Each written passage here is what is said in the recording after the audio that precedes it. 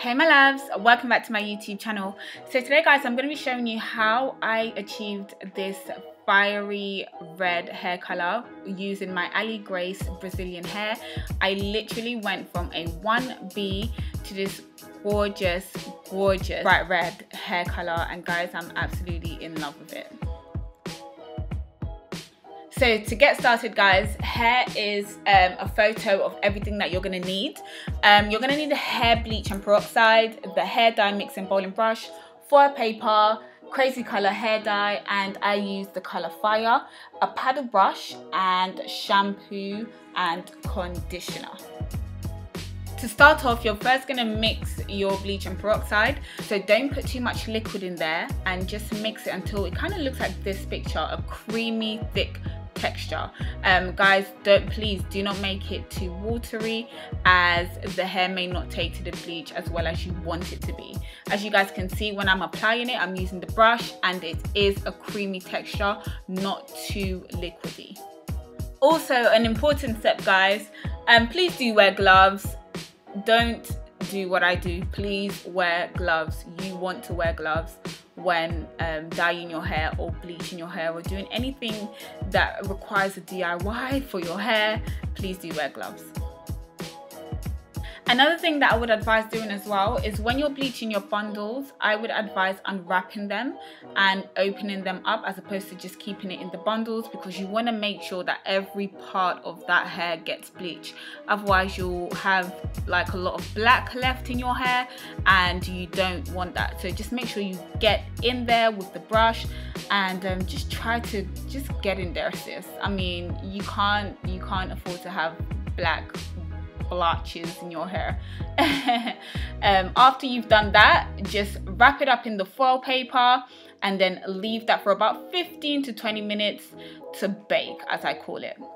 Now that your bundles are baking in the foil and the color is lifting, I would advise moving on to your closure. With the closure, I didn't want the roots to be red as well. I wanted it to be black, so I only went up and I left about 2 centimeters near the parting. I left that black just because I didn't want it to be red. I just want it to look natural. And really get in there with the bleach, just because the closure is going to be on show, so you don't want to have any empty spots or any black hair left on the closure.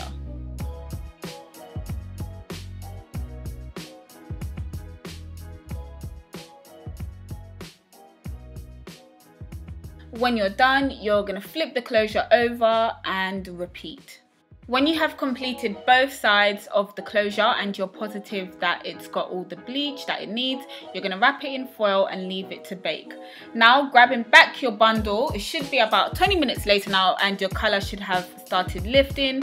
And with this process, you can repeat it as much as you feel that you need to.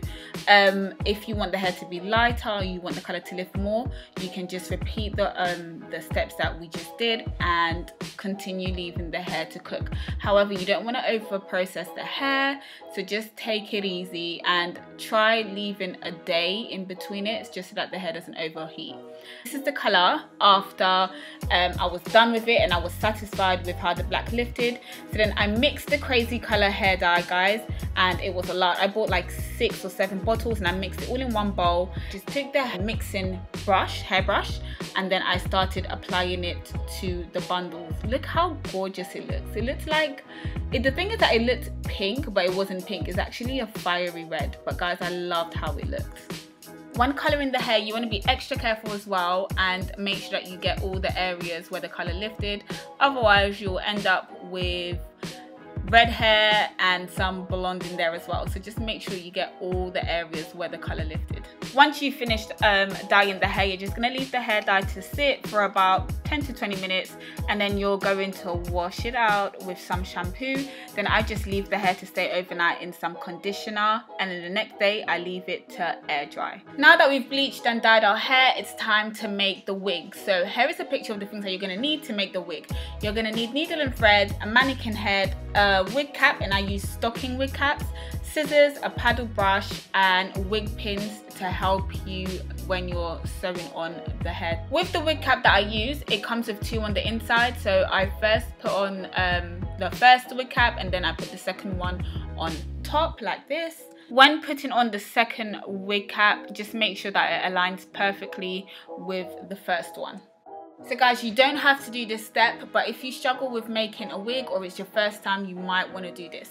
So with the hairpin, put it through the hair weft and then attach it to the mannequin head, like what I'm doing right now. I find that this helps hold the weft in place for you so that it makes it easier when stitching. So when you stitch, you put the needle through the wig cap like so, under the weft. Then you're going to take your thread and wrap it around the needle. I wrap it 3 times just for security, and then you're going to pull the needle through, and as you guys can see, that creates a knot, and that's what's going to secure your weft to your wig cap. And then you're just going to repeat those steps until you get to the end of the row. You're going to take your weft and you're going to fold it over. Guys, please do not cut your hair weft. This will cause the hair to shed. Fold it over like I'm doing, and then grab your pin, secure it onto the mannequin head, and continue stitching your hair in the same way that you did your first row.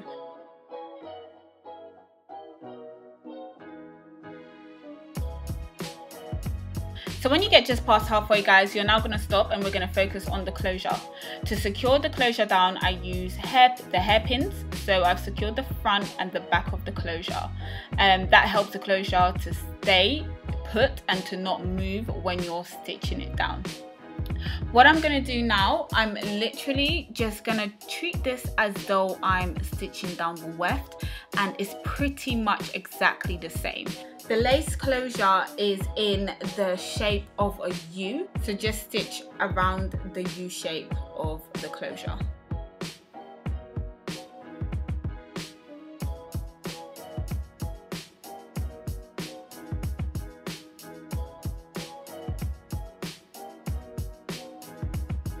Now that I've completed the closure part of the wig, I'm literally just going to carry on with the rest of my stitching at the back.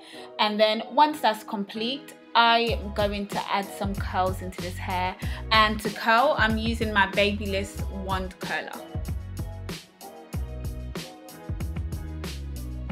And guys, this is the hair when it's curled. The hair looks amazing, guys. Honestly, I give Aligrace hair a 4.5 out of 5 stars, guys. It's amazing. It took to the hair perfectly. The hair did not shed. The texture, it still remained so soft, and I really appreciate good hair when I get it. So yeah, this definitely gets a maybe 4.65 out of 5. Now we're just gonna cut the center part of the wig cap off, the center part of the closure, sorry.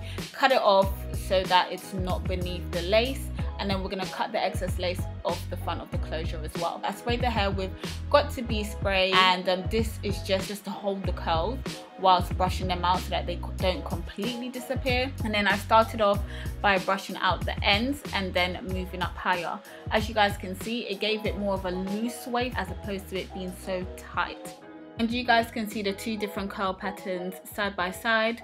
And this is the back where it's kind of loose, and the front where the curls are a lot more tighter.